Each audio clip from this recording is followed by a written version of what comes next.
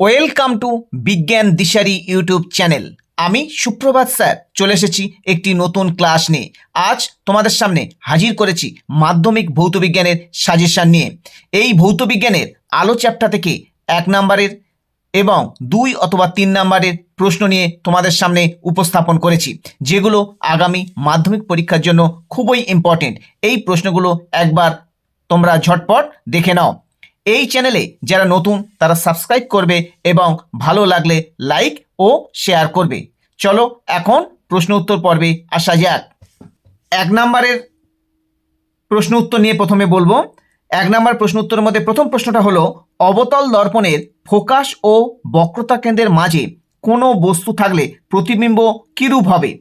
এর উত্তর হবে সৎ বিবর্ধিত প্রতিবিম্ব গঠিত হবে। নেক্সট 2 নম্বরে, অবতল দর্পণে বস্তু কোথায় থাকলে প্রতিবিম্ব বস্তু সমান আকৃতি হবে? উত্তর হবে বক্রতা কেন্দ্রে ও মেরুতে। 3 নম্বরে, দন্ত চিকিৎসকদের দর্পণ কি প্রকৃতির হয়? উত্তর হবে অবতল দর্পণ। নেক্সট 4 নম্বরের প্রশ্ন, মোটর গাড়ির রেয়ার ভিউ মিরর কি প্রকৃতির হয়? উত্তর হবে উত্তল দর্পণ।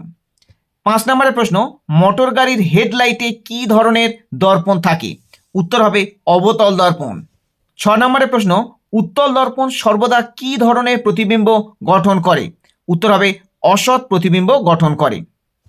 7 নম্বরের প্রশ্ন, আলোর প্রতিসরণে আলোর কোণটি অপরিবর্তিত থাকে? উত্তর হবে আলোর কম্পাঙ্ক। নেক্সট 8 নম্বরের প্রশ্ন, আপতন কোণ বাড়লে মাধ্যমে প্রতিসরাঙ্ক বাড়বে না কমবে? উত্তর হবে অপরিবর্তিত থাকবে। অর্থাৎ আপতন কোণ বাড়লে মাধ্যমে প্রতিসরাঙ্ক কোনো পরিবর্তন হয় না, প্রতিসরাঙ্ক অপরিবর্তিত থাকে। নেক্সট 9 নম্বরের প্রশ্ন, বায়ু মাধ্যমে কোন লেন্সকে অভিসারী লেন্স বলা হয়? উত্তর হবে উত্তল লেন্স। 10 নম্বরের প্রশ্ন, বায়ু মাধ্যমে কোন লেন্সকে অপসারী লেন্স বলা হয়? উত্তর হবে অবতল লেন্স। নেক্সট 11 নম্বরের প্রশ্ন, বস্তুর তুলনায় ছোট সাইজের অসৎবিম্ব গঠিত হয় কোন লেন্সে? উত্তর হবে অবতল লেন্স। 12 নম্বরের প্রশ্ন, বিবর্ধক কাঁচ হিসাবে কোন ধরনের লেন্স ব্যবহৃত হয়? উত্তর হবে উত্তল লেন্স। 13 নম্বর প্রশ্ন, ক্যামেরায় বস্তুর কি ধরনের প্রতিবিম্ব গঠিত হয়? উত্তর হবে সৎবিম্ব, অবশিষ্য এবং বস্তু চেয়ে ছোট। 14 নম্বরের প্রশ্ন, ক্যামেরায় কোন ধরনের লেন্স ব্যবহার করা হয়? উত্তর হবে উত্তল লেন্স। 15 নম্বর প্রশ্ন, দীর্ঘদৃষ্টি বা হাইপারমেট্রোপিয়া ত্রুটি দূর করার জন্য কি ধরনের লেন্স ব্যবহার করা হয়? উত্তর হবে উত্তল লেন্স, অর্থাৎ উত্তল লেন্স যুক্ত চশমা ব্যবহার করা হয়। নেক্সট 16 নম্বর প্রশ্ন, হ্রস্ব দৃষ্টি বা মায়োপিয়া ত্রুটি দূর করার জন্য কি ধরনের লেন্স ব্যবহার করা হয়? উত্তর হবে অবতল লেন্স। 17 নম্বর প্রশ্ন, কোন লেন্স দ্বারা গঠিত প্রতিবিম্বের রৈখিক বিবর্ধন সর্বদা 1 অপেক্ষা কম হয়? উত্তর হবে অবতল লেন্স। নেক্সট 18 নম্বর প্রশ্ন, দিনের বেলায় আকাশ নীল দেখায় আলোর কোন ধর্মের জন্য? উত্তর হবে আলোর বিক্ষেপণের জন্য, অর্থাৎ আলোর বিক্ষেপণের জন্য দিনের বেলায় আকাশ নীল দেখায়। 19 দাগের প্রশ্ন, উত্তল লেন্স থেকে এফ ও 2F দূরত্বের মধ্যে বস্তু রাখলে প্রতিবিম্ব কোথায় গঠিত হবে? উত্তর হবে 2F এর বাইরে প্রতিবিম্ব গঠিত হবে। 20 দাগের প্রশ্ন, উত্তল লেন্সে কোনো বস্তুর বিবর্ধিত সৎবিম্ব গঠন করে যখন বস্তু দূরত্ব ড্যাশ, অর্থাৎ শূন্যস্থান। এই শূন্যস্থানে কি হবে? তাহলে বস্তু দূরত্ব যখন এফ এর বেশি কিন্তু 2F এর কম।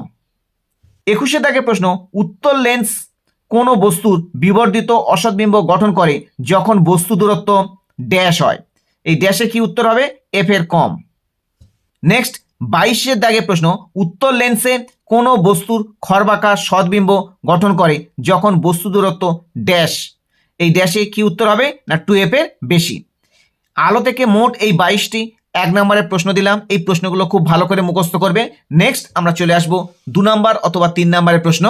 এই প্রশ্নগুলো দেখে নাও, এই উত্তরগুলো তোমরা বই থেকে ভালো করে মুখস্থ করবে, এগুলো ইম্পর্টেন্ট প্রশ্ন। প্রথম প্রশ্ন, অবতল দর্পণের মুখ্য ফোকাস কাকে বলে? অর্থাৎ অবতল দর্পণের মুখ্য ফোকাসের সংজ্ঞাটা মুখস্থ করতে হবে। 2 নম্বরের প্রশ্ন, ফোকাস দূরত্ব কাকে বলে? 3 নম্বরে প্রতিসরণ কাকে বলে? আলোর প্রতিসরণের সূত্রগুলি উল্লেখ করো। 4 নম্বরে স্নেলের সূত্রটি উল্লেখ করো। 5 নম্বরে কোনো মাধ্যমে প্রতিসরাঙ্ক কাকে বলে? 6 নম্বরের প্রশ্ন, লেন্সের প্রধান অক্ষ এবং আলোক কেন্দ্র কাকে বলে? 7 নম্বরের প্রশ্ন, 7 নম্বরের প্রশ্ন, উত্তর লেন্সকে কেন অভিসারী লেন্স বলে? 8 দাগে প্রশ্ন, অবতল লেন্সকে কেন অপসারী লেন্স বলে? 9 নম্বরে রৈখিক বিবর্ধন কাকে বলে? 10 দাগে প্রশ্ন, আলোর বিচ্ছুরণ কাকে বলে?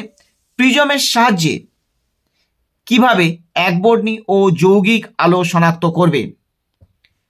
নেক্সট 11 দাগে প্রশ্ন, সূর্যের আলোয় সবুজ পাতা সবুজ দেখায় কেন? তাহলে মোট এই 11টি 2 নাম্বার অথবা 3 নাম্বারের প্রশ্ন হিসাবে তোমরা মুখস্থ করবে।